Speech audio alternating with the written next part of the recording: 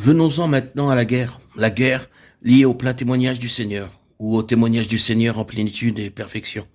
Laissez-moi redire tout de suite que c'est une guerre particulière. Il y a une guerre liée au salut des perdus, qui implique tous ceux qui cherchent à amener au Seigneur ceux qui ne le connaissent pas. Nous savons très bien que c'est une réelle bataille.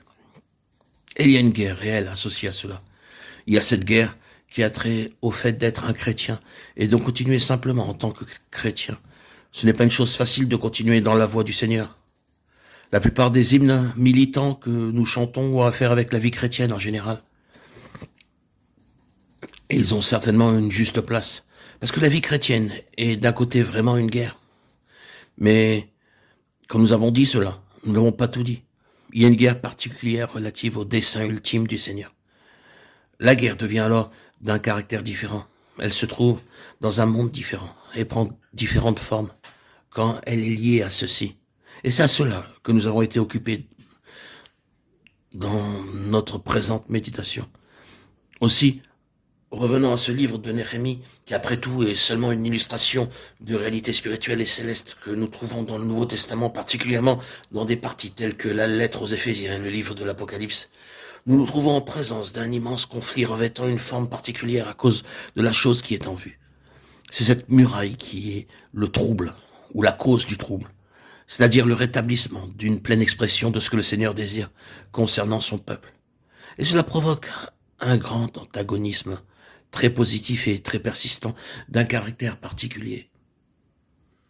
Si vous parcourez ce livre, vous trouverez qu'il y a un grand nombre de gens dont il est fait mention, qui sont les ennemis jurés de cet objectif particulier aussi. Nous les considérons avant de regarder leurs méthodes et les formes de leur opposition.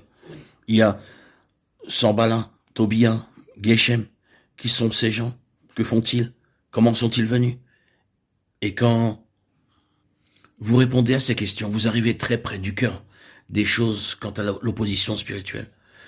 Vous retournez au second livre des rois, chapitre 17, vous lisez à partir du 24e verset jusqu'à la fin du chapitre et vous trouvez toute la chose expliquée.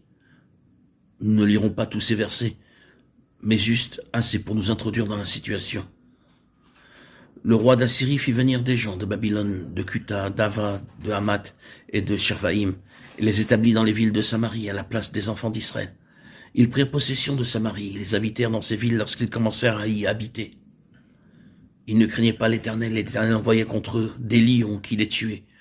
On dit au roi d'Assyrie, les nations que tu as transportées et établies dans les villes de Samarie ne connaissent pas la manière de servir le Dieu du pays. Le roi d'Assyrie donna cet ordre. Faites-y aller l'un des prêtres que vous avez emmenés de là en captivité, qu'ils partent pour s'y établir, et qu'il leur enseigne la manière de servir le Dieu du pays. Un des prêtres qui avait été emmené captif de Samarie vint s'établir à Bethel et leur enseigna comment ils devaient craindre l'Éternel. Mais les nations firent chacune de leur Dieu dans les villes qu'elles habitaient, les placèrent dans les maisons des hauts lieux bâtis par les Samaritains. Ils craignaient aussi l'Éternel et ils se créèrent des prêtres, des hauts lieux pris parmi tout le peuple. Ces prêtres offraient pour eux des sacrifices dans les nations des hauts lieux.